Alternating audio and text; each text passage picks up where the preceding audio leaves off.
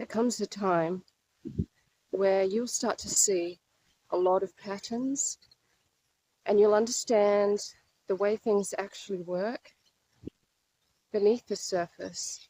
And you'll start to understand the real motivations of people and a whole lot of things from your past and your present and things that didn't make sense and didn't fit suddenly make sense, and you understand all at once so many things, and a whole process happens where that just widens and deepens. And at that time, you'll turn to people who you trust, people who you think are decent people, and you'll share what you've come to know. You'll reach out because that's natural, and they've always been receptive before. And you'll speak to them about the things that you've come to realize, the truth, because you want to share something of such value. And you'll find, I'm sure many of you are familiar with this, that you will be fiercely resisted by these people.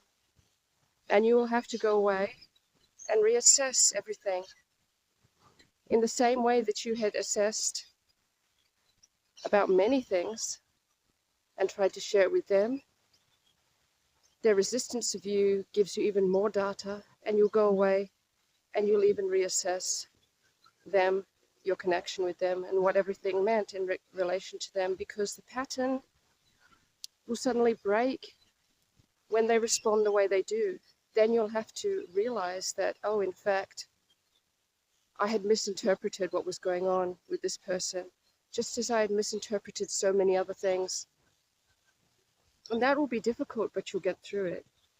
And I wanted to highlight 2 reasons why people resist in this fashion.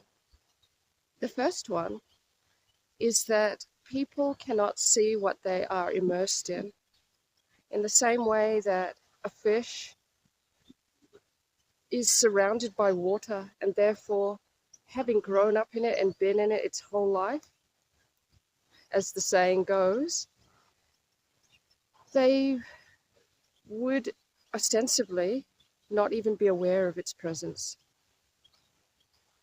And for most people, when you lay out the things that you've come to know, they have been so immersed and mired in the culture, the workplaces, the friendship groups, the religions, the philosophies, the cultural norms associated to the things that you're trying to highlight. It's imperceptible. And it really does come across like a fantasy for them at that point.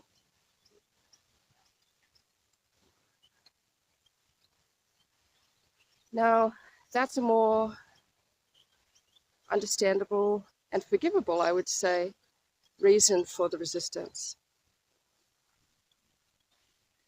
But not everyone is so unable to see it. If you're eloquent and you lay it out well, a lot of people have already seen things in their lives that have made them question, and they've just put it aside. And when you will speak to them, they will start to get a niggling. They will start to sense ever so slightly that there's some truth to what you're saying. And then a very, very subtle and quick switcheroo will occur to the person. And it'll occur within them such that they're not aware that it has happened. A part of them will hear you, recognize what you're saying, and immediately go on to, what will this mean for me? Now, the person will not be aware of this. What will this mean for me in my life? This would mean I would have to quit my job. This would mean I wouldn't be able to hang out with this person anymore. This would mean that I would have to change everything I do, leave behind everything I'm so attached to. And they're not aware that they've just done this. But they have. And they resist that. They don't want to do that.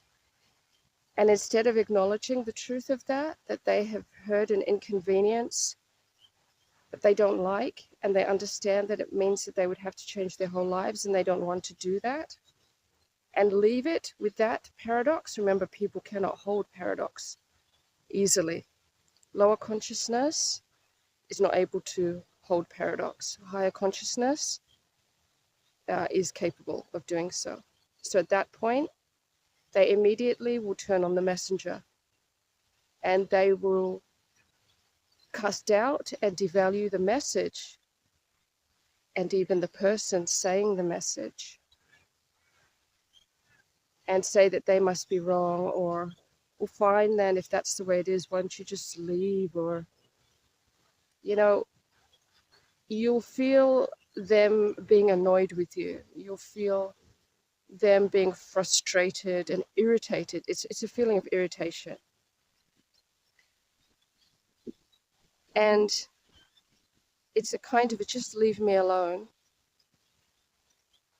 I want to get on with my life.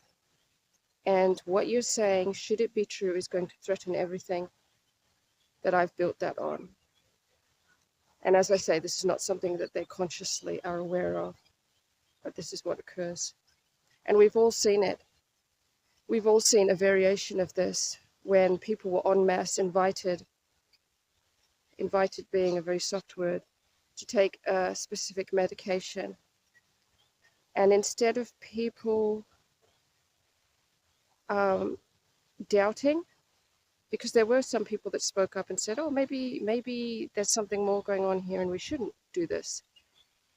But then people responded by saying, oh no, just stop being so problematic. Just get the medication, just so that we can, literally, this was one of the narratives, so that we can get back to our lives, so that we can get back to normality. This is the same sort of switcheroo, the same inability to see the truth front on, because the implication of doing so means the loss of things that hold value to people, when in fact they're giving up what is extremely valuable, the truth and what it means, for things that are merely optional, mere desires and wants. So I hope that clarifies things.